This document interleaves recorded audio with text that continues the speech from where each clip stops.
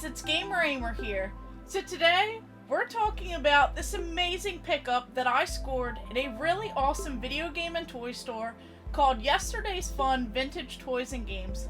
This statue was just chilling in the window at this video game and toy store for a long time, and I decided that I had to have it in my collection.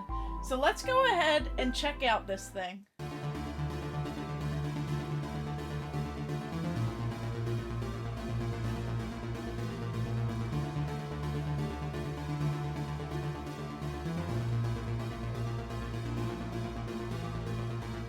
So here we are out at Yesterday's Fun Toys and Games.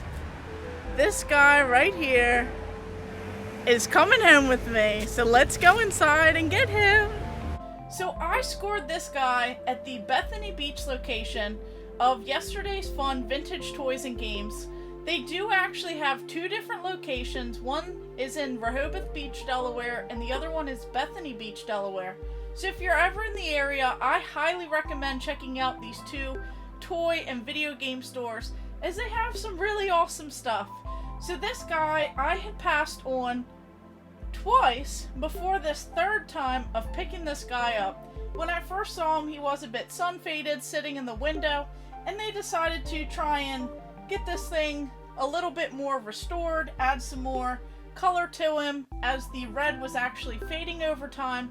So this thing is very close to its former glory. So we're just now leaving Yesterday's Fun Vintage Toys and Games, and we have Mario loaded up. So hopefully we can get this guy home in one piece. Can't wait to see how he looks in the game room. So there he is in the back seat. And I love this particular one because I had one a couple years back, but it was never mine. I was just holding on to it until a buddy of mine could make arrangements to find some sort of shipping person that would be able to bring it all the way across several states.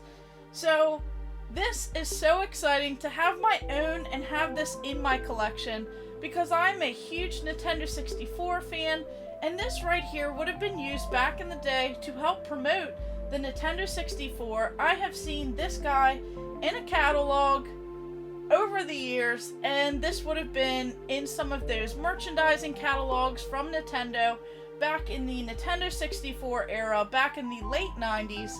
And just like this statue that I've seen in the catalogs, I have various Nintendo 64 lights in my collections, and signs and everything else that would have been promotional items for the Nintendo 64.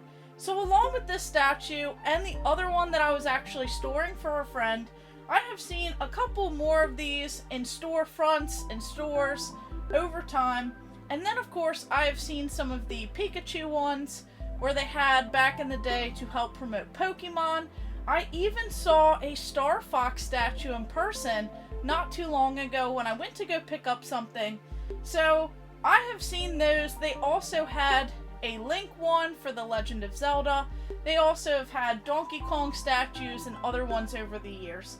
So this, as I was doing some research for the last one that I actually had, even though this one will now have a permanent home in my collection, which is so awesome, and I hope to get him a little bit more restored, as I'd love to have him even closer to his former glory.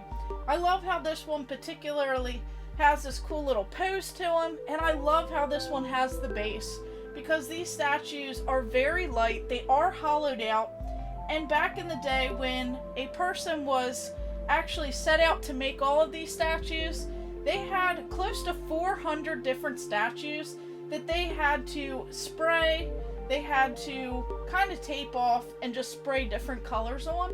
So these are some bright and vibrant colors, and they really make this Mario statue pop. So seeing some of these statues over the years without the bases, as they may have been kind of suspended in the stores back in the day up high, some of them with the bases kind of take on more of the wear and tear, as this is definitely the same height as a lot of children. Of course, they're playing all over Mario, taking pictures, and just kind of beating up on Mario. So these definitely have a little bit more wear and tear than some of the others that I've seen that may not have the bases, but this is just such a great and iconic piece of history. And seeing some of these where they're all completely faded, some are different colors, some have been restored over the years.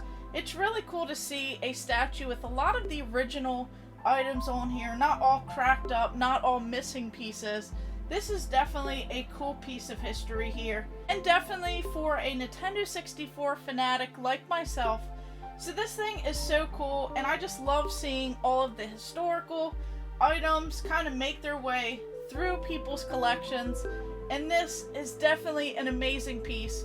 So I'm so thankful that I found this at Yesterday's Fun Vintage Toys and Games, and I'm so excited that they were able to work a deal out with me, as this thing is just so beautiful.